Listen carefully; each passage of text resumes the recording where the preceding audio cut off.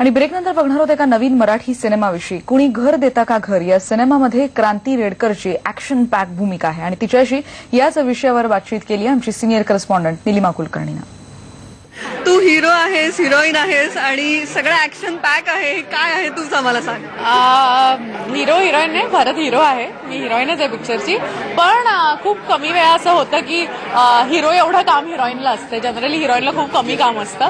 तर ते मिथ्य तोडून राजेशनी प्रथमच हिरोईनला खूप काम दिलंय.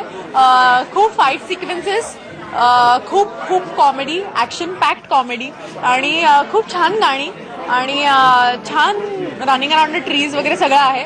बट कॉमेडी करायची एक भूमिका आणि एक संधी जी खूप कमी हिरोईन्सना मिळते. खूप कॅरेक्टर ऍक्टर्सना मिळतात good funny roles, but it's very rare की तुम्ही एक मेन स्ट्रीम हिरोईनला कॉमेडी करताना बघाल. प्रेम कहाणी जे सॉन्ग आहे तर त्या गाण्याच्या वेळेला तुम्ही या सगळ्यांबरोबर कशी मजा केली? जे आमचं सगळ्यांचं फ्लॅशबॅक गाणं आहे ते खूप असं 70s स्टाईलमध्ये सगळ्यांनी करायचा प्रयत्न केला आणि सगळ्यांचे कॉस्ट्युम्स वगैरे तसाच होतं.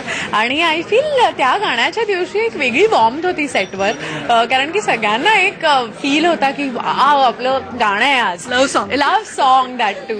So everybody just was there in the peppiest mood आणि सगळे पटापट नटत होते आणि सगळ्यांची एक वेगवेगळ्या ठिकाणी सगळ्यांची अशी बोलतो ना दुकानं लागलेली आणि सगळे आम्ही तयार होत होतो, बफू बनवत होतो, कल्ले काढत होतो आणि एक म्हणतो ना लग्न सराईचा कसा एक माहोल असतो, लिटरली त्या टाईपचा एक माहोल झालेला. आणि अहो तुमचं झालं का, नाही ना, अहो माझं झालं, तुमचं झालं का वगैरे. कारण की प्रत्येकाची टर्न बाय टर्न आम्ही शूट करत होतो.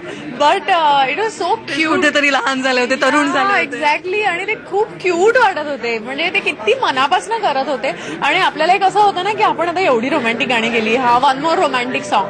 But for them it was a different story altogether. For them it was their romantic song. So त्यांची एनर्जी खूप वेगळी होती ग. आणि नंतर आमच्या सेलिब्रिटी टॉक टाइम विषयी आज शुक्रवार आहे. आज आपण